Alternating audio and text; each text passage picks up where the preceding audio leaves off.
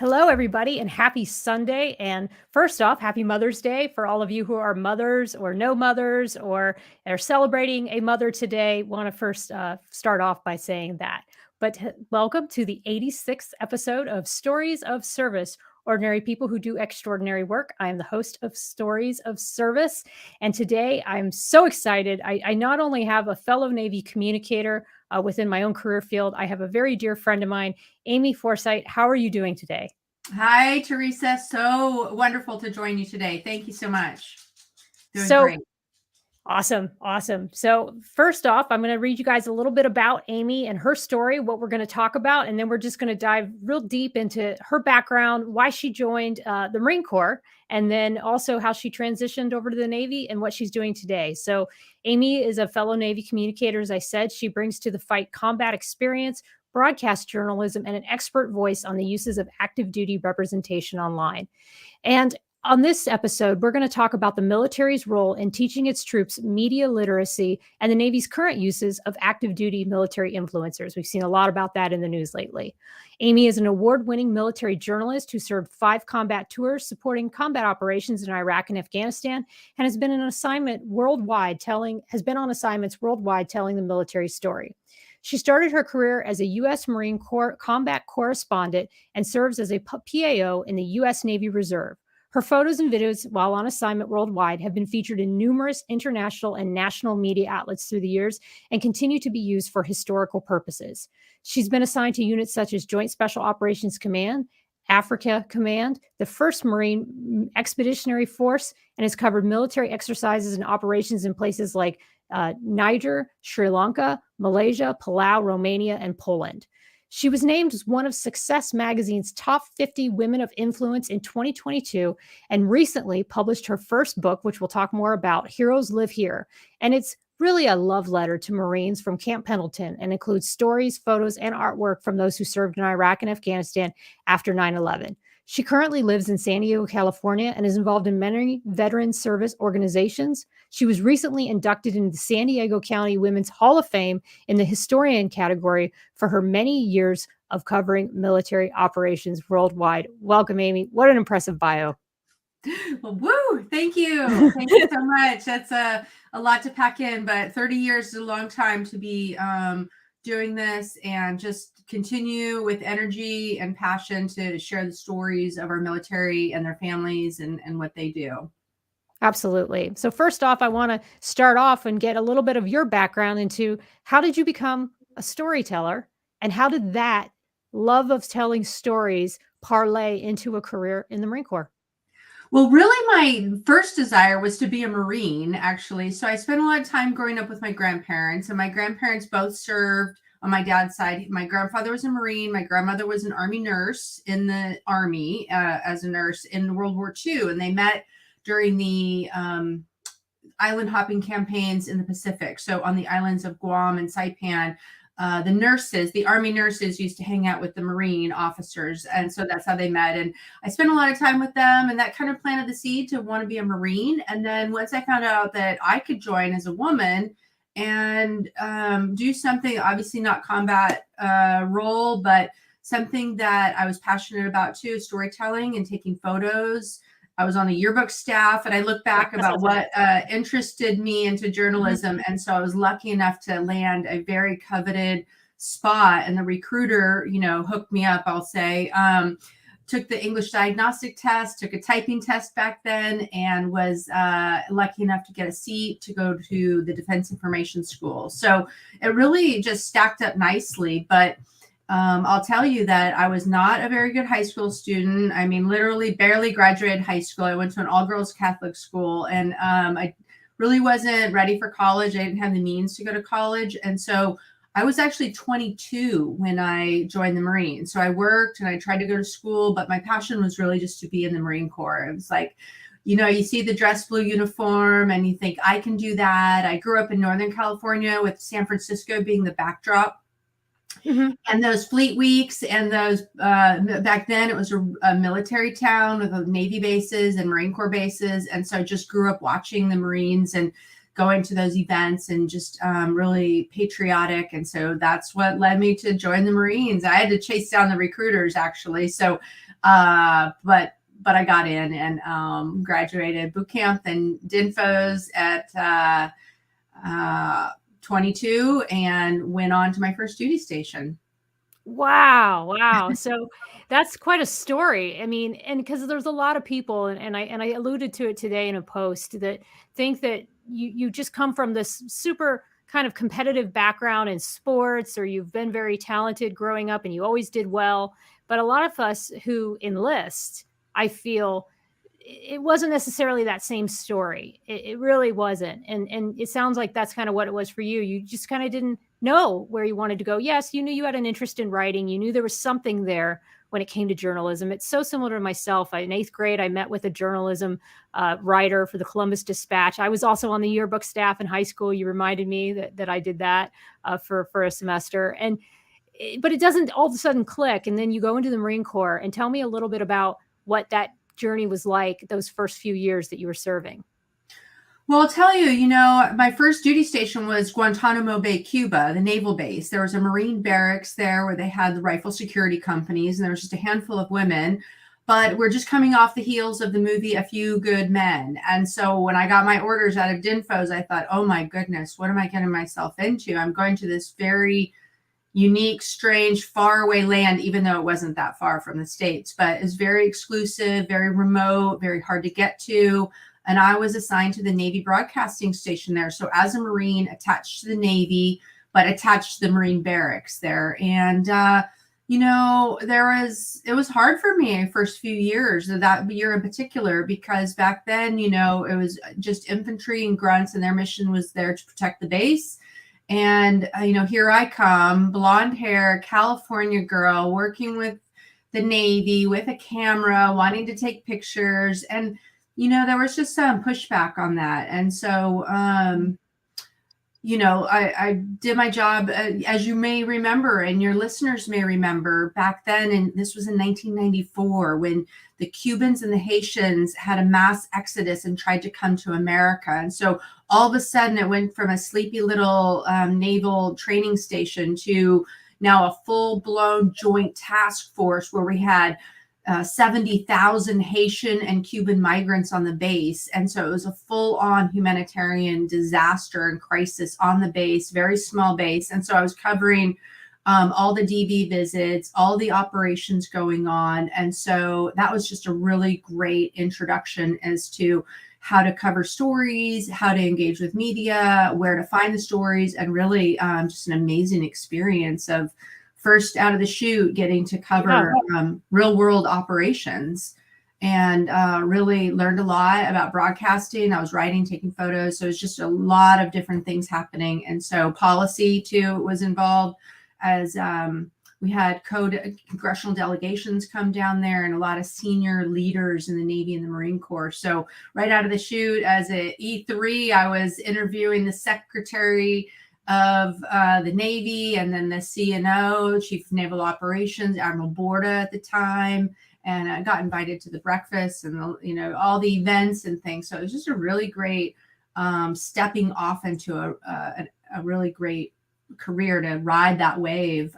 So it's good learning, great learning. Absolutely. Yeah. And I will say for our listeners, there's a lot of people who are new to the public affairs community that don't get that kind of experience and that kind of that deep level, that deep reservoir of things to draw upon for their later career. And I would say, how did that impact you for later jobs? Because you've now seen sort of the pinnacle of what the military does and how we support operations in a real world environment, not even an exercise. So how did that impact where you went next?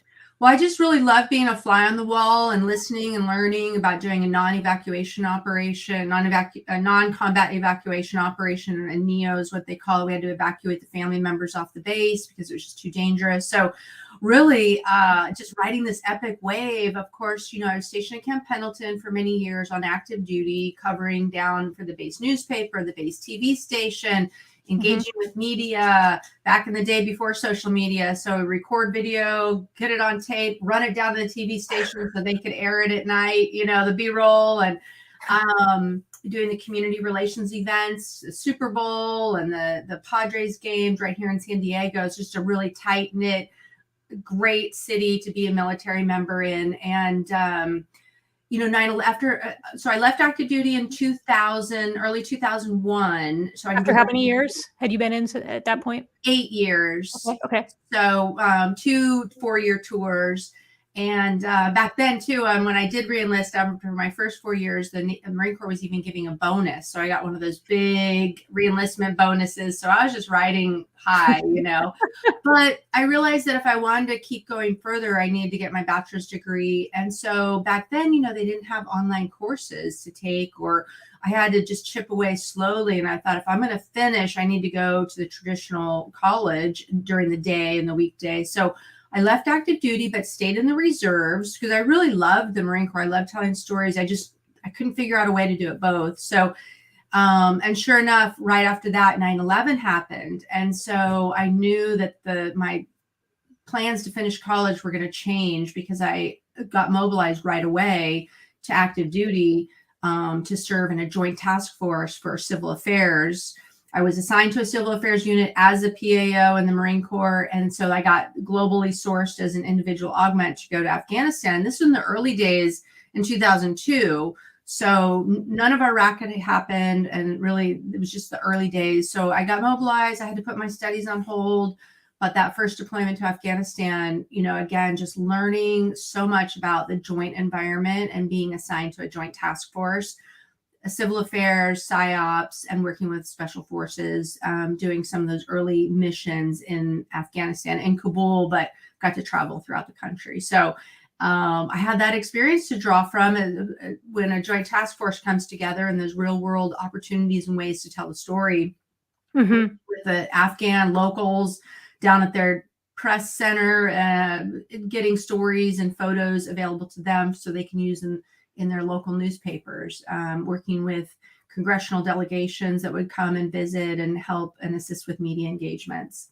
Right. So you already had a lot of those tactical skills as being a PAO, and then you had even at Guantanamo Bay, you had done some of that more strategic level DV and congressional coordination. And Heidi Lanzini, I think you know who she is. She says, "I was at sea as a midshipman the summer of 1994, rescuing the Haitians in their overloaded boats and ensuring they made it safely to Guantanamo Bay Naval Base." So wow, it's interesting, the connections and the ways in which us PAOs, we all kind of come together, or our tours cross one another.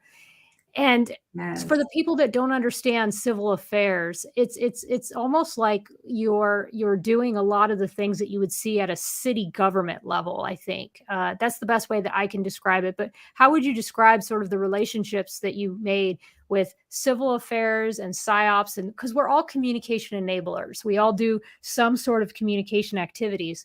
So can you, and this might even segue to some of the things we're going to talk about later with being an ambassador and having that voice for the public. How did you walk that line of who communicates what and when?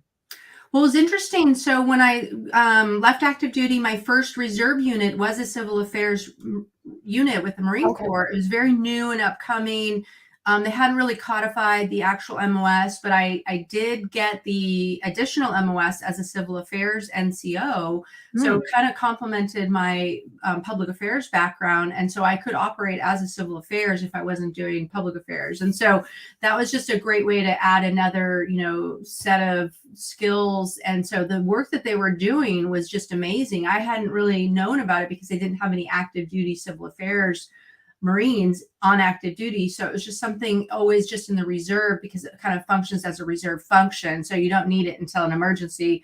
And then you can pull them out of reserve status to go on a mission. And so very fortuitous. And so little did we know after 9/11, the civil affairs career field really started to take shape and people recognized how important it was. But like you said, ensuring that, governance was happening, building schools, building hospitals, working with the local leaders, and developing strategic messaging, whether it's leaflets, radio announcements, injects into the media. So there's a lot of crossover. And so having to pull from both sides was just a really great experience for me to be set up for success to go work at a civil affairs task force. And so throughout my career, weaving between Iraq and Afghanistan and all the other places, working with civil affairs officers and NCOs was just a great combination, because I knew where they're coming from, and they know if I had that civil affairs background, we're all speaking the same language, and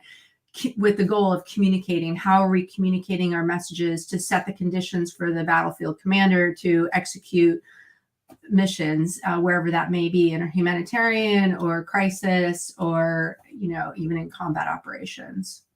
So we're at the point that you've done your tour in Afghanistan. How soon after that did you go to Iraq? Well, I came back. I was able to finish college. I graduated from Cal State San Marcos here in North San Diego County.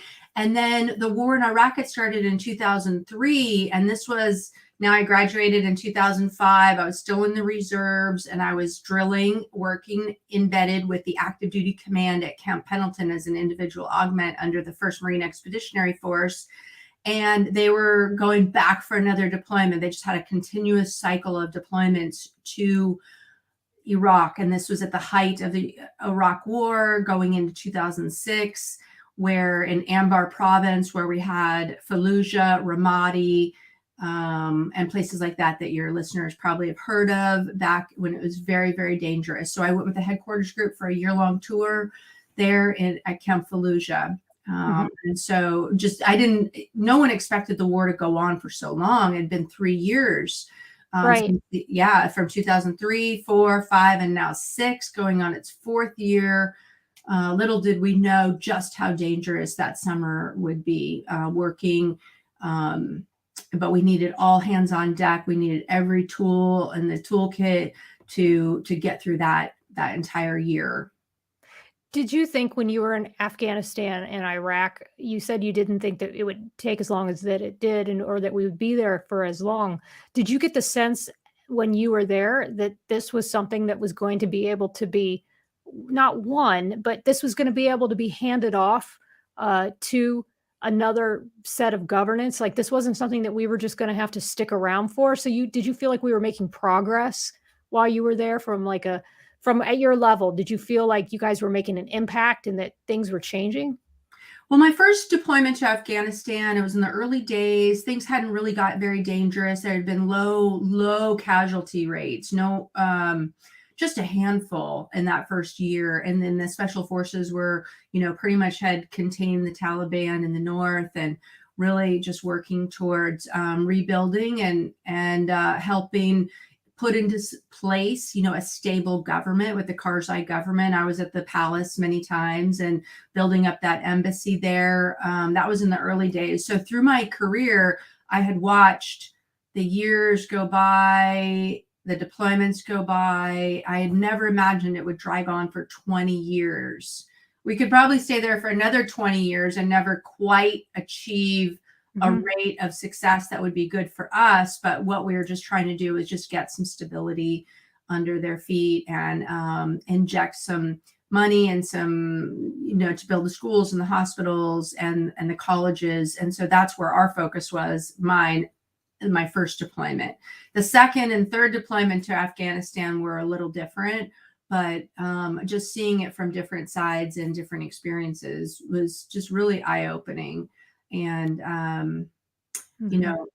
just an interesting, people say you can leave Afghanistan, but Afghanistan never really leaves you, just because the impact it has when you go there and you see how people are living. In 2002, 3, that was the first time they had seen women, Caucasian women, blonde hair, women carrying guns and in uniform. And so by 20 years later, they were completely familiar with it and comfortable with it. But that first year or two was very interesting, because they'd never seen such things, because they've just been isolated for so long. And so for us, stepping back 2,000 years, literally people living in caves and with chickens on the ground and like dirt floors in the caves. This was their homes. And so I got to get invited into seeing this. And so just things you'd never see before. So it was very life enriching for me to have those experiences.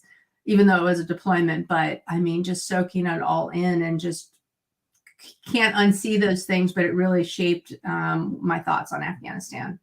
Was Iraq more developed? And then when we left Iraq, it didn't topple, you know. So I'm curious if your feelings towards, and this may be a little bit of a sidebar, but it's just it is important, especially right now, all the talk about institutional reform and all the controversy about us leaving Afghanistan. It makes me wonder: do people like yourself, do we see the withdrawal from Iraq differently than we see the withdrawal from Afghanistan? That's a great analysis and context. I do feel that there was a different set of problems in Iraq. And so a lot of people think Iraq, Afghanistan, it's the same thing, but it really was.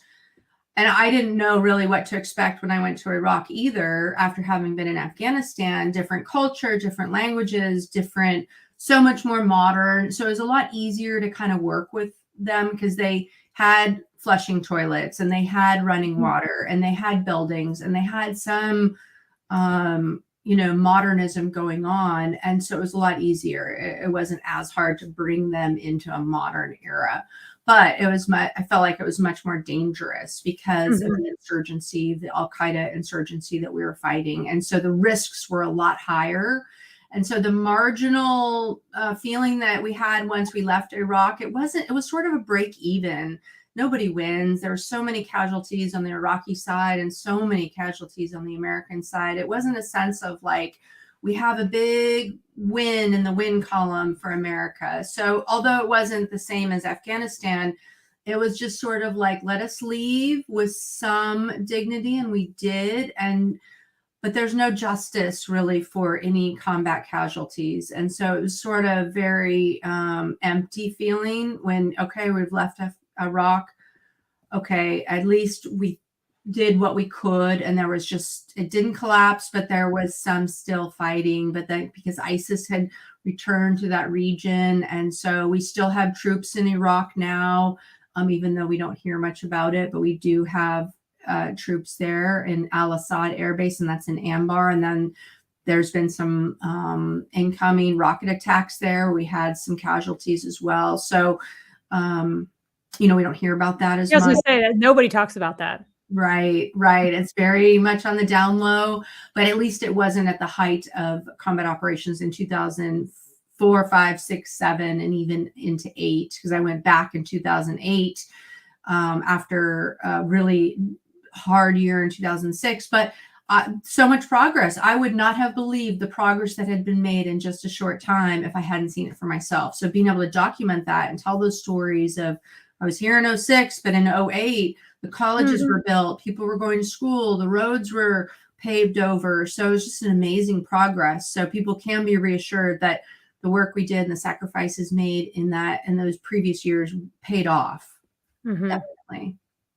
Yeah, and maybe that helps give some veterans some sort of comfort as they grapple with a lot of this, because a lot of this is a mental health problem too. And you've got the stress of just being in combat and the PTSD associated with that, but then also the larger issue of, did we make an impact? Did we make a difference? Did it matter? We all did as we were told, and we all worked well, I think, on our teams, and we could find small successes within our teams day to day. But I think that it's important to understand the mission and to believe in the mission and to know that what you were doing made a difference.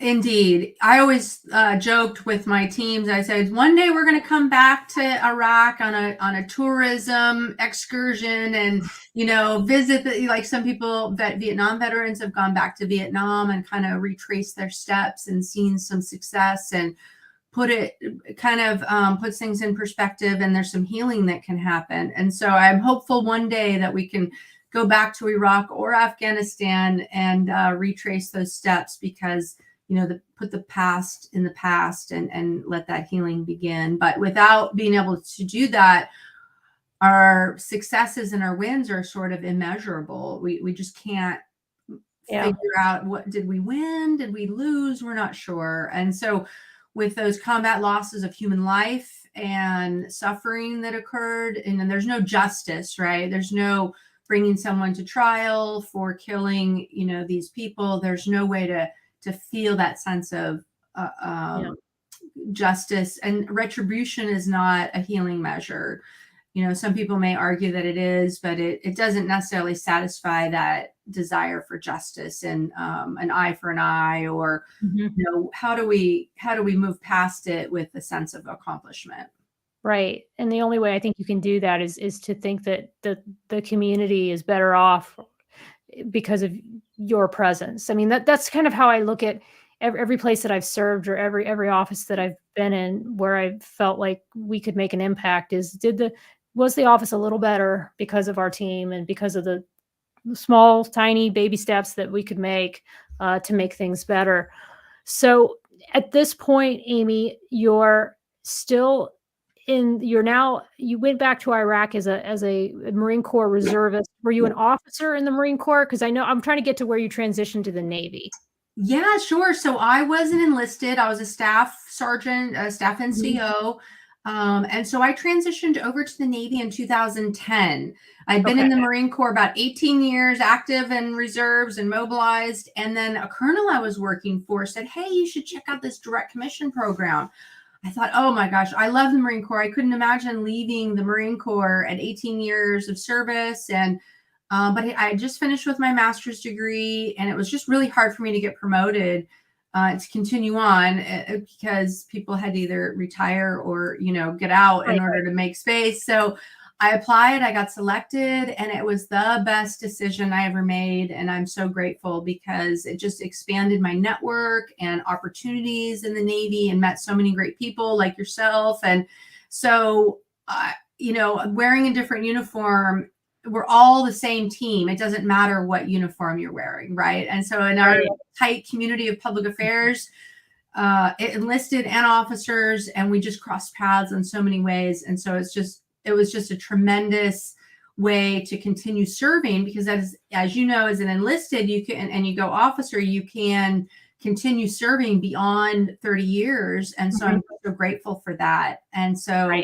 transitioning from active to reserve, from enlisted to officer, from Marine Corps to the Navy. And so it just kind of morphed into, new opportunities, new challenges. So anyone out there listening, there's always ways to continue serving if you're open to it.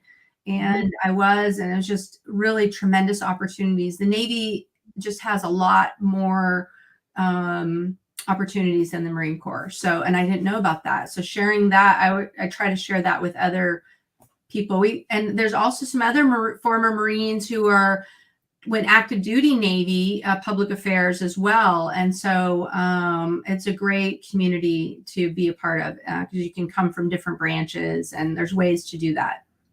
Yeah, and I often say, because Amy, you're a reservist, I'm active duty, and I often joke that sometimes the reservist in the Navy, the PAO types, they get all the fun missions, because us permanent staff, we usually have to kind of stick next to the headquarters, or we're sort of, essential staff, so to speak. So when the cool missions come up, and we have, let's say, a reserve unit assigned to us, it's the reservists that are going to go out there and be kind of the first to the fight sometimes. And so I always think, like, if obviously not somebody in my shoes, since I'm in 27 years, but somebody who might be more junior as a lieutenant or JG or something, that wants to continue serving, but isn't up to being active duty because they've got other commitments. Reserves is a great option, because there's so much flexibility in the reserves for you to decide and to have a little bit more control over your schedule about some missions. Of course, there'll be some that you won't have a choice about, but I feel like you guys get a flexibility sometimes that us active duty do not. Indeed. Some public affairs in the reserves get opportunities for crisis communications or responses to, for example, the tsunami in Japan, and then, different events going up. And so it's a tremendous way to get that real world experience when there's an emergent issue going on. And then if reservists have the flexibility to do that, and I've been lucky to do that. So after I switched over to the Navy, there were 2 more Afghanistan deployments for me, imagining the Navy needing people to go serve in Afghanistan, but that was the case under the joint environment. There's always going to be a need for that expertise. And so some other missions to Romania and Poland, and then supporting Navy mission on these Pacific partnerships, and the CARROT exercise, the cooperation and readiness afloat training, that was in Malaysia and Sri Lanka. And so just like the world is wide open, you know, when you're in the Navy, you can do a lot in the reserves too. And so just getting that real world experience was just invaluable, life enriching, certainly. You've done so much, Amy. Like I forget like how much you've done and how much different and varied experiences you have had. I have had a lot of experiences too because I stayed mostly tactical and operational my career, but I think I still had a little bit more headquarters time than I would have maybe liked, even though no offense to headquarters of the Pentagon. But like you, I enjoy being where the operations are and where we're doing the Navy job. So I think it's amazing that you've seen that, and along that way to transition to some of the things that I wanted to talk about with you specifically. You've had the opportunity to see this evolution in digital communications from when we didn't even have websites to when we now have websites. I mean, back in the day, did you just submit everything to reporters and reporters had to tell our whole story because there wasn't even a website? And now, then there were blogs, I remember. Right when I joined the community, that was it. You would just see some people with websites and blogs, and then this whole social media evolution. So tell me a little bit about, because you've seen it. You've seen from where we were when it started to where we are today. I mean, I've been in different jobs. I was, I fixed airplanes and then I drove warships. So I didn't get to see this evolution in communications that you got to see. So tell me a little bit about that. Well, I'm old enough to remember developing photos in a dark room. And so that's how I got trained. And so developing film with, slides or strips. And so doing copy and literally cut and paste into the newspaper, where you had to take an X-Acto knife and cut the copy into the layout pages. Or trim video deck to deck.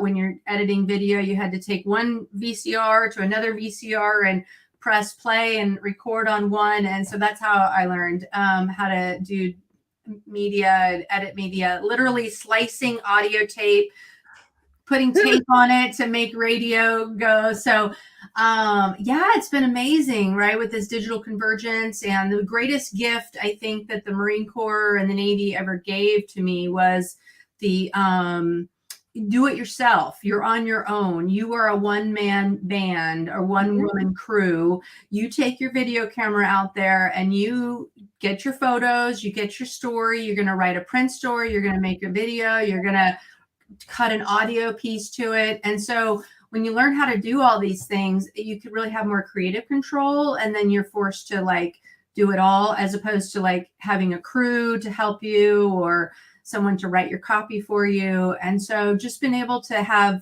touch a lot of that. And my roles in Iraq, especially, I had a satellite dish where I took around Anbar province and I set the satellite dish up so we could do interviews with the Iraqi leaders to the pan-Arab media in order to, help get their message out. So we were kind of in the background, but helping and facilitating them. But setting up those live shots for civilian media, all the top tier media. When you see a commander, we're going to, Colonel Jack Smith in Anbar province, and doing those 2 shots where they're doing live videos. It's the middle of the night for us, but it's daytime for the media back home. All of that behind the scenes, just enabling us to tell the story and, tell what that story is, shaping that, coming up with ideas to what will make a good pitch. And so having the experience of working as a civilian reporter as well, kind of knowing this is going to hit or this is going to flop. So let's, advising our senior leaders on what kind of stories the media will want to hear, what will get picked up. And so, being able to brainstorm and collaborate and figure out how do we match this person with this story and get the imagery needed in order to pitch it to a local station so that they'll bite, and then we can tell that story. And so being trusted to do that really is the greatest gift too, is being able to tell the story, especially as a woman too, because if someone trusts me enough to tell a story, that means a lot to me, especially in the Marine Corps and the Navy, to being trusted to have that trust and confidence to say, okay, we trust you. We know what you're going to do, before we put, the general up in front of a camera, that they're prepared, they're ready to go, and that they're not going to get ambushed in some way. Yeah, and the stakes are so high out there, Amy. I mean, I think back to just this exercise I just did, but really our talking points and our messaging is so on point, and we're so aligned with NATO and SHAPE. So there really isn't that much room for anyone to deviate, but you're in war where everything is so dynamic. And for these guys to get on camera and start to talk about what they're doing and how they're doing it, or guys and gals, of course, it must be so stressful, and there's such a high degree of risk that goes into those type of stand-up interviews, that I think, quite frankly, a PAO who hasn't served in war or hasn't served in a combat environment, I don't think would ever understand. And there's very few people in your position, Amy. It's why I think you really ought to write a book, because a book about your life, and we'll talk about Heroes Live Here, because I don't think there's a lot of people that understand how to communicate during wartime or during such a major crisis. The only thing I can compare it to is somebody maybe who worked the Tylenol scandal, or who worked the Exxon Valdez spill, or, somebody like that who did crisis communications at that level might understand. But in your case, that's just, it's got to be a stressful environment. Well, I was behind the scenes going, oh gosh, please just, everyone executed flawlessly. And, when you're on live and you're doing live hits with Fox, CNN, MSNBC, all the top tier media, you really have to have, your A game, and, a team effort where everyone is on board. We're all rowing together, understand the risks, and understand just how important. I mean, we were fighting for our lives in the 2006, especially in Anbar province, at the height of combat operations. We were telling the story when most Americans thought Anbar was lost. We were losing more than 100 people every month, going to more memorial ceremonies than I can even count, and covering them. And, the being a part of that environment was very difficult, emotional roller coaster, but then having to, get out there and bring the dish and set up the dish and do all these engagements to tell the story. And so I appreciate that vote of confidence. And so I try, as with all of your experience, we try to give perspective for people who are new to the environment or new commanders, and help set them up for success. And so I think that when we, have, as a stakeholder, we want to provide our many years of experience to those coming up, and what we're seeing, and warn people about some blind spots, because we've had, I tell people, I've made 1,000 mistakes. You don't need to make my mistakes, make your own mistakes, but don't make the same mistakes I've made. And so hopefully, in a learning culture, that when we give advice and guidance, when we're asked, or when we offer it and we see some things, we want people to take that seriously. And we hope that they're learning as they don't need to make those same mistakes, these JV mistakes, right? So we've been there, we've done that. We don't need to make new ones. Right.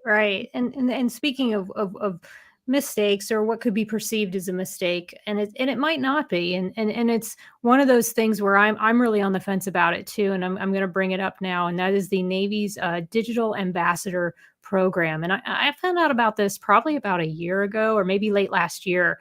And I found out about it through some of the social media influencers that I follow.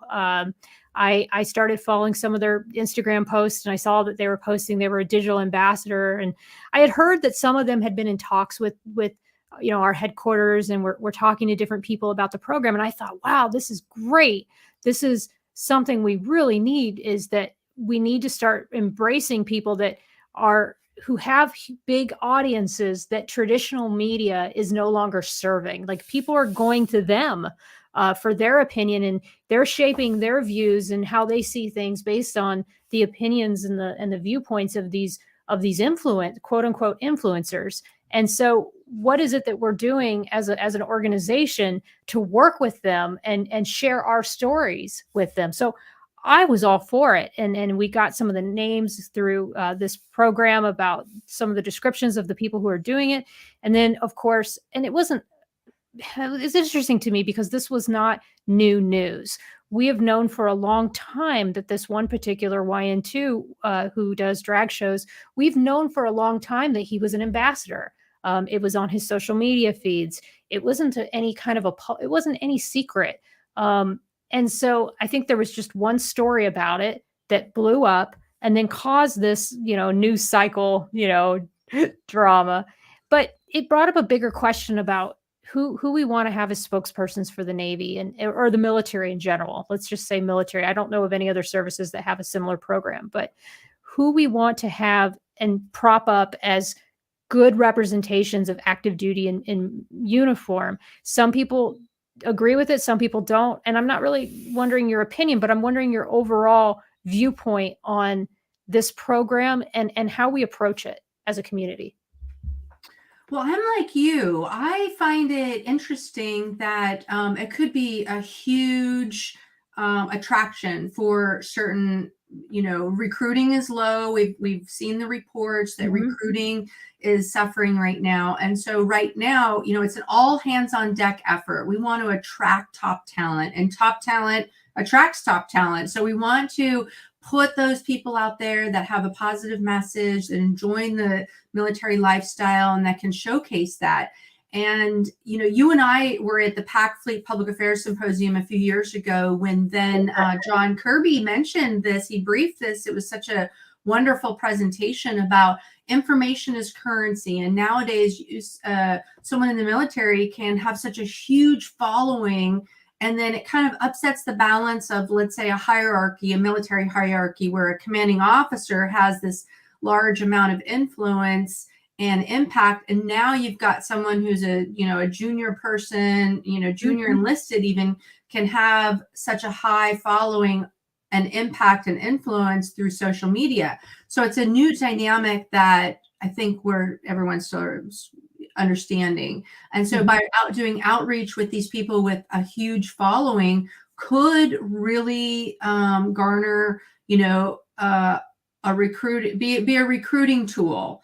And so if that's what it is, by all means, that's amazing. That's a great way to attract top talent from a human resources perspective, because we need top talent to be interested in military service.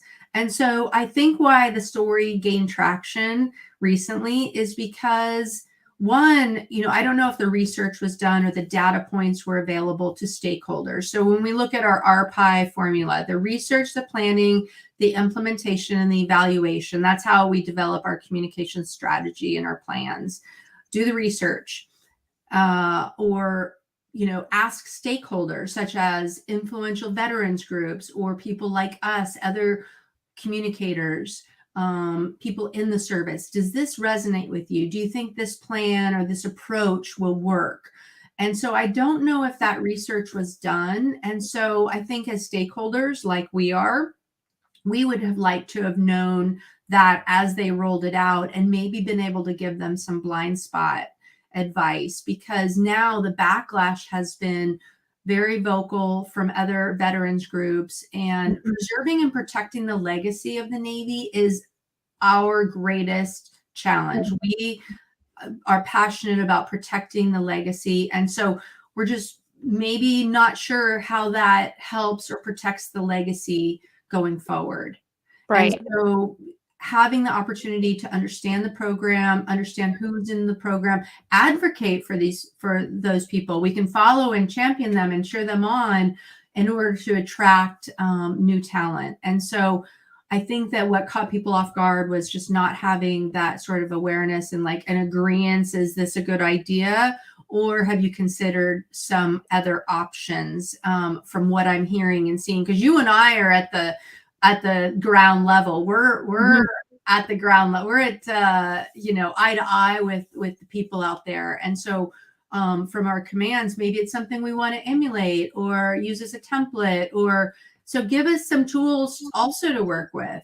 Right. And tell us why you picked those people. What did those people represent? And are those the same kinds of people that you want us to choose if we're marketing to influencers. Now, in my case, I'm fortunate that, big NATO has an influencer program, and so I'm able to go to them and say, okay, who are the people that you would like for us to promote and why? And so that I think can be helpful. As far as the backlash goes and the woke and this and that, I got to be honest with you, Amy. Like, it's neither here to there for me personally, but I do know that it is what is offensive to the veteran community. I have to also look at my lens and say, maybe what an older veteran finds offensive might not be the same thing that an 18-year-old finds offensive. And so for me, I've got no issues with drag personally. I don't care. I'm agnostic about it one way or the other. But some people, I do feel very personally offended about it, and they do feel that it's not a good representation of honor, courage, and commitment, or it doesn't promote the right values. And I think it would have been good, like you said, just to have those stakeholder discussions with some of the veteran communities, and just see what their concerns were and why, and it might have mitigated some of that blowback. I think that's kind of how some people feel, is that if it was transparent about who those influencers were, and we all knew all along that these were Navy ambassadors and why, and it was promoted not just from the ambassadors, it was promoted from the service that these were ambassadors, then I think people would have felt a little bit more bought into the program because they were brought along and they understood why it was there. And you and I are public affairs officers that are very vocal and active on the job and off duty, whereas a lot of our counterparts might be active and vocal on job, but not necessarily in their personal life, where you and I sort of bridge both. And so we kind of are hearing it, I think, a lot more than some of the others are in our community. Would you agree with that? I definitely would. Communicating the plan before you communicate the plan, before you execute the plan. And also, by the way, I also serve as a federal employee, as a public affairs officer in my civilian job, 1035.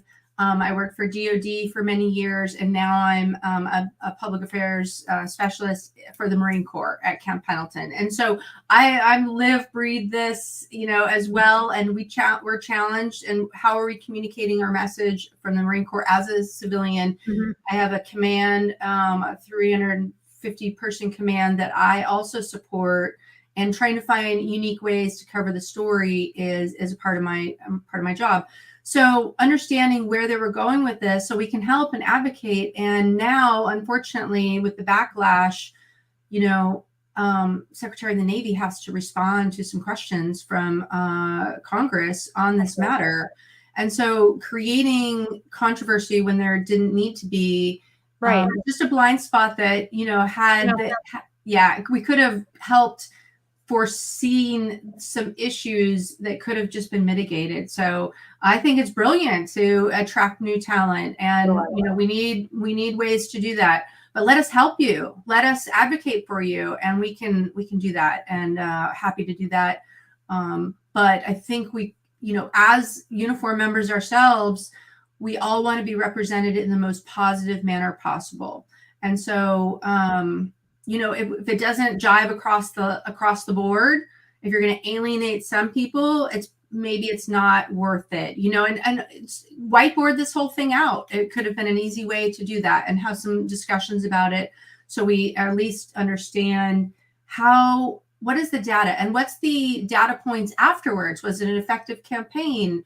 Right. Did these digital ambassadors bring in new recruits? Were there recruits who said when they went to their recruiting stations to join the Navy, I joined the Navy because of Kelly Renee Hall, for an example, who said on my podcast, or I joined because of Alexis Travis, or I joined because of Captain Gervey? And those are, of course, 3 that have worked with the Navy. And one of them, of course, is not with the outreach ambassador program. She's with another recruiting program. But the point being is that I think that would be important data points to know of these ambassadors, how many of them truly had someone who signed their name and joined the Navy because of their social media outreach. I think it would be hard to quantify, but having that data, like you said, I think would be very, very helpful going forward in doing this. And maybe, like you say, this will just be a typical news brouhaha where it's in the cycle, in the washing machine cycle for about a week, and then it's forgotten about and we all move on to something else. But I think at a time right now when recruiting is so low, and retention is low, we've got to have as much transparency as possible in order to understand where the Navy is going as an entity, and having those conversations, I think, can be really helpful.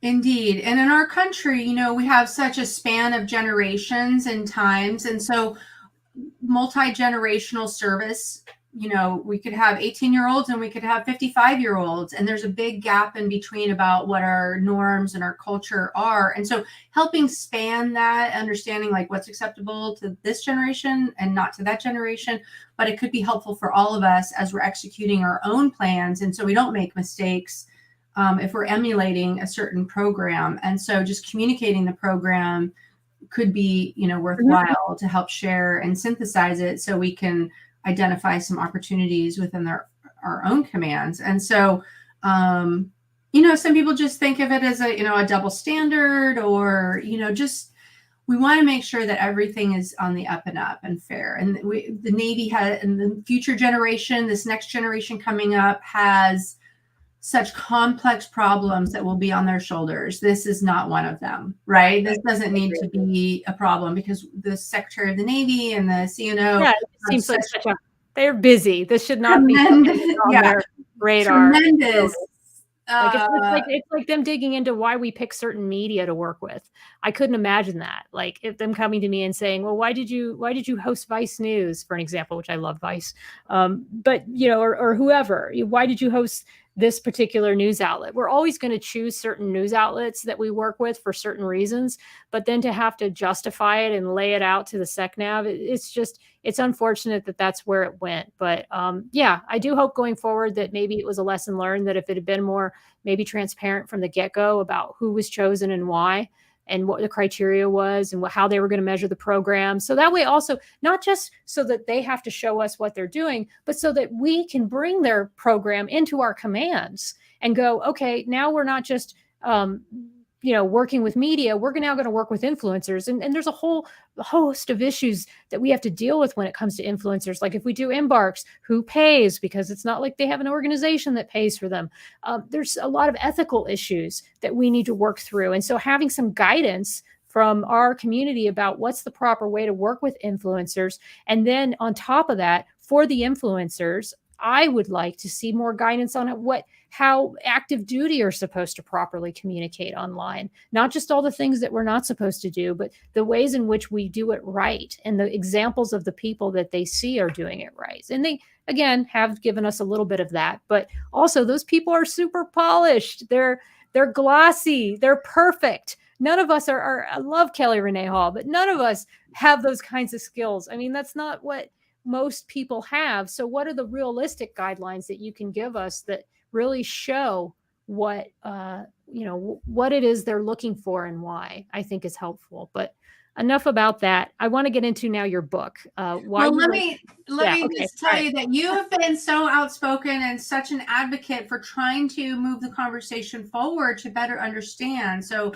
we thank you for that, because there's so many people out there doing great, content, polished or unpolished. And it is kind of a source of inspiration, like your podcast and the things you talk about, a source of inspiration for not only military members, but other people out there. And so showcasing, your lifestyle, your military lifestyle, and so that the American people can have trust and confidence that people in service are, real humans, and they're sacrificing a lot. And so when we do the normal communications channels, that may not always hit just right, and so a wide array of different ways to reach people and assure the American people about our abilities and our capabilities is so important. And so I just want to say thank you for doing all that you do and sharing and being so vulnerable, but people relate to that. And so when they can relate to you, they can relate to the Navy. And when they can relate to the Navy,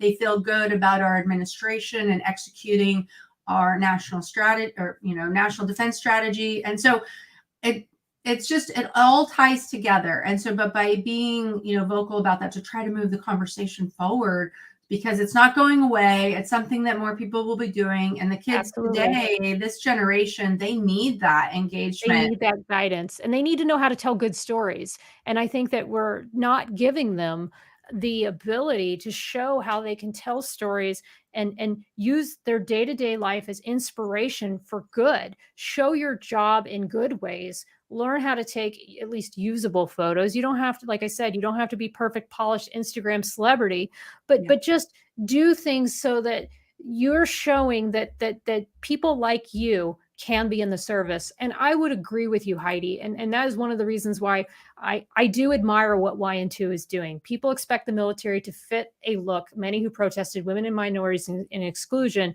also want to exclude LGBTQ community, not realizing that they served all along, but in secret. And I agree. And that's why, like, when YN2, he had his Instagram page and he came out as Harpy Daniels, I'll be honest, I sent him an email and I said, "Oh my gosh, wow, this is really cool what you're doing." And even recently, with all the flack that he's been getting, I sent him another supportive email, because I thought, wow, he's kind of in the hot seat right now, and he's getting all this flack. But like you said, Amy, I think he's getting this flack because they rolled out a program without, like you said, really consulting and being transparent about what this program was, what its goals were, how it was going to happen. And they just took one extreme example that's controversial right now because of the transgender issue. And unfortunately, he's paying the price for it. So it's not even really, when you think about it, and I know we're getting deep here and I want to get to your book, but it's really not about him. It's about this bigger issue of, are we appealing to all of our audiences, and why? And I believe that our veteran community, especially the one here on LinkedIn, that's where a majority of where my podcasts reside and a lot of my listeners come from, they are primarily veterans. And the veterans are the ones that I think that are the most incensed about this, we both could agree is probably a non-issue. And they're the ones that are most incensed about it, because to them, it's insulting that they didn't, like you said, they didn't understand this. They don't know where it's coming from. And if they had some of that, I think at the onset, I think a lot of this would have been mitigated.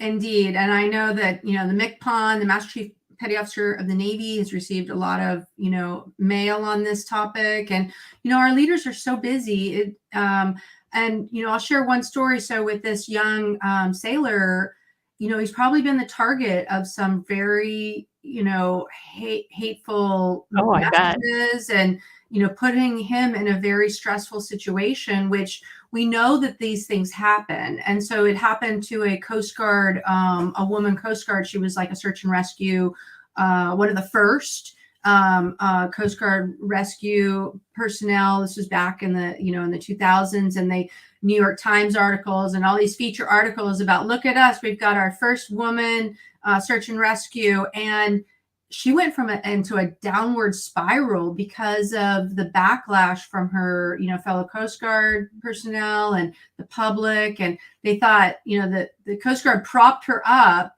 as being like, look at us, we're doing this. Meanwhile, the backlash was so hard. She ended up retiring, but it turned her world upside down. So when we put the first this and the first that and make a splash about it, what we don't realize is that it could cause, people to turn on that person, and then it causes some backlash. And so just whiteboarding everything out and understanding the risks too are helpful, and what to expect when this happens. And so I do hope that he has some protection and some good coaching going on as he navigates this very difficult time. He may be fine, but I saw him on a news report that he posted, and he seems like he's getting some coaching and some support and some services. So, hats off to the Navy for standing by his side, defending this, and getting through this period. And I agree, Heidi, the issue with the word woke is it's twisted to mean something it's not. The awareness and empathy for diverse people, especially those who serve. And I would agree. I honestly think that you have to have inclusive environments for people to be bought into the mission. In other words, if your environment is not inclusive and people don't feel like they belong, then they're going to tap out. They're going to do just the bare minimum, or they're not going to give their all. And then you're not going to get the results and the impact that you want. So by all means, we have to be a diverse service. We have to be accepting of different ways of thought, different ways in which people look, different ways in which what people choose to be, what gender they want to be. These are things that we have to accept and embrace as a service in order to move forward and be lethal. I truly do believe that. But I do want to shift to the last thing that I'd love to talk about more, and that is, why did you decide to write a book? And tell me a little bit about how that got started. Well, thanks. The book, it's called Heroes Live Here. I have a copy here. Heroes Live Here. And, it's a compilation of stories and photos from really the last 20 years. But when I took a job back here at Camp Pendleton, which is located in North San Diego County, where I'd been stationed for many years, I was driving through the base and noticed that a lot of memorials have been erected since 9/11 and to honor the fallen who have been on deployment in Iraq and Afghanistan. So, and in my research, I learned that more Marines from Camp Pendleton were either killed or injured in Iraq or Afghanistan than any other one base or station. And so Camp Pendleton has kind of been the go-to and supporting, doing the heavy lifting for all these continuous rotations of deployments through the years. And so that's taken a heavy toll on the community and those Marines that have been stationed here. And so there's many memorials and tributes and markers to these fallen on base. And so it's a large sprawling base, 125,000 square acres. And it was a working cattle ranch before it became a base 80 years ago. But I just felt compelled to put these stories together for Gold Star families and for fellow Marines that had never, maybe didn't come back to the base, but they got out and hadn't had a chance to see that. And so some of the stories include, one of our dear Major Megan McClung, who was one of my bosses in Iraq when she was killed. And so we have a nice rock that's on top of a hill for her to memorialize her. And so there's many others. So people can see it. So hold on a second. Yeah. So you can see the story there, a rock with her name. It's etched on top of a hill that we weren't supposed to do that, but the base commanding general didn't know about it at the time, but memorials must be sanctioned in order to be on the base. And so telling these stories really was kind of therapeutic for me. But here's a nice memorial for the working dog handlers, those that were how cool. in Afghanistan. And so it overlooks the base and looking down south at Camp Pendleton, and some other tributes. If you see this tribute here, this is a T-wall that was named for Sergeant Adam Can. This T-wall was in Iraq at Camp Fallujah. They brought it back after we closed the base, and it now sits at Camp Pendleton. And so some other stories and compilations of some special people that you may have heard of. What a wonderful body of work, Amy. And for those of you who might just be listening to this through the audio, it's a coffee table book. It's a hard copy, glossy. I mean, it has beautiful imagery and layout. Oh, that's gorgeous. That's like the paddles that we get when we transfer, but it's wow. It's just it's a work of art. Oh, really thank you. And what's been the best feeling for me is what some names you might remember are hearing about: Travis Mannion, Rob Cottle, Doug Zembiek, Chance Phelps. If you remember the movie called Taking Chance, starring Kevin Bacon, where he escorts the body home. That Marine was stationed at Camp Pendleton. And just some interesting stories and some watercolors from a Marine combat artist named Major Alex Durr. He did these beautiful watercolors while in combat zone in Iraq and Afghanistan, and so I included those. So really and some other photos from, this is at top of the hill at the Horno Hill there, photos from a guy named Frank Sellen. So all the work is really by Marines for Marines.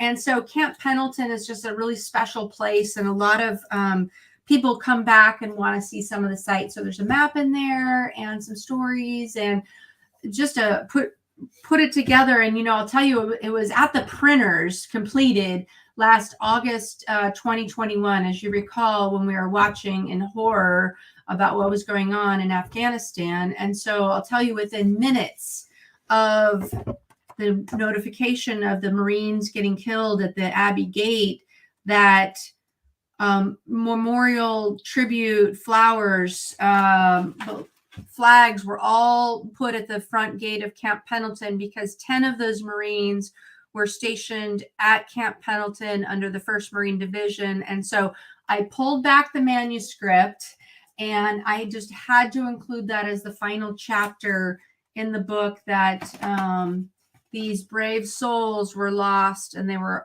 stationed at Camp Pendleton. And so I had to include that. Some of the 1st Marines that were casualties in Afghanistan, and some of the very last were from Camp Pendleton. And so having good, favorable reviews from Marines means the world to me, because if they can say something nice and be appreciative of it, that means the world to me. And so just therapeutic for me to take 20 years worth of my own experiences as well, and put together some of these stories under one book.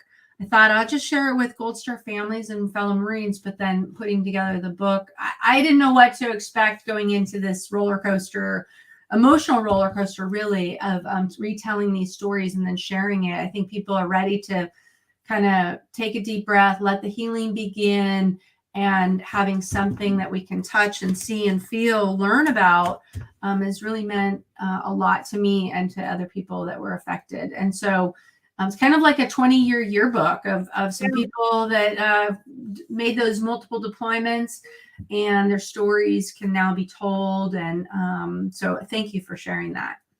Absolutely. I mean, it's interesting to me how you just took everything that you've worked on your whole life, whether that be graphic design, photography, the interviews, your love of the Marine Corps, and you were able, and where you're from, and now where you live, or where you were stationed, and now where you live. I mean, it was just such a neat thing to do, and such a neat local tie to have to your community. And I mean, that's really what Stories of Service is all about. Is this podcast is all about people like yourself who see a need in the community and see a place where they want to step up and give back, and they do so. And I think the world of what you're doing, Amy, and I'm so happy that we finally had this chance to connect on the show today.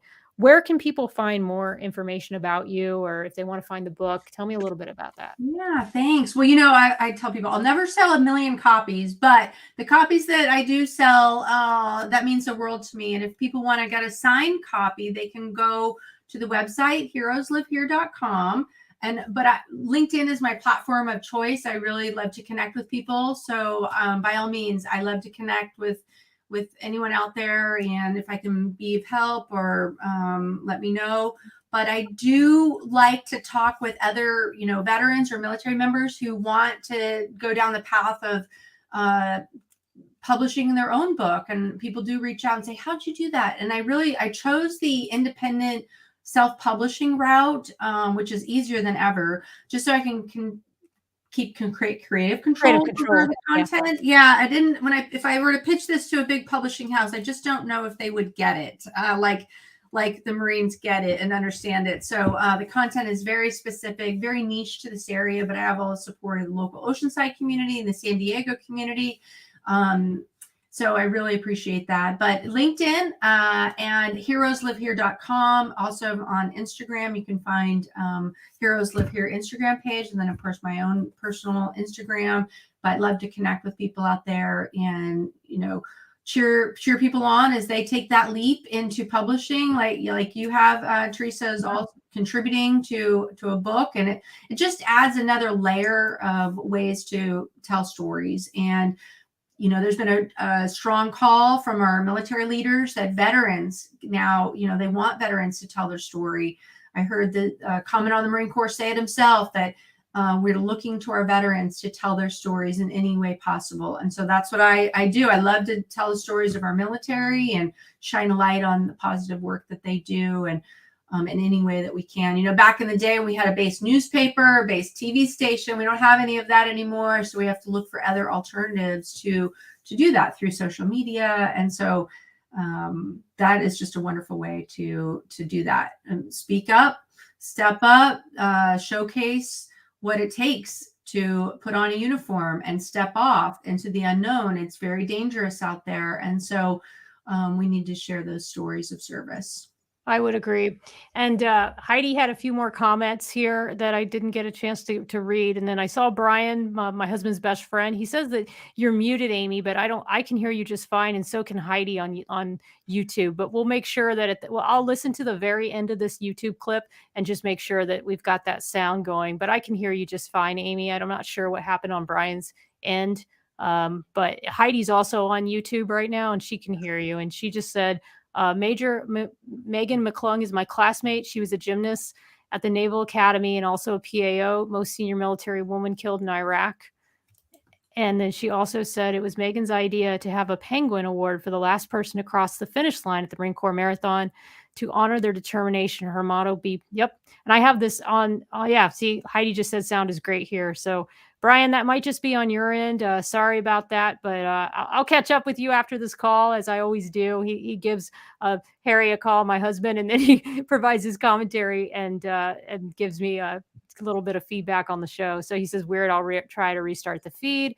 And she also said her motto, and I have this same motto on my whiteboard at my work, and it says, be bold, be brief, and be gone. And with that, we should probably be gone soon. We've gone past our hour allotted time that I usually try to stick to. But Amy, it's been such a pleasure talking to you. I admire your work so much, and it's wonderful to talk to somebody who is such a pro at communications, and it's wonderful to be friends with somebody who I know that I can always check with and ask if am I on track? Am I not on track? Should I have done this differently? And so just thank you for being that friend.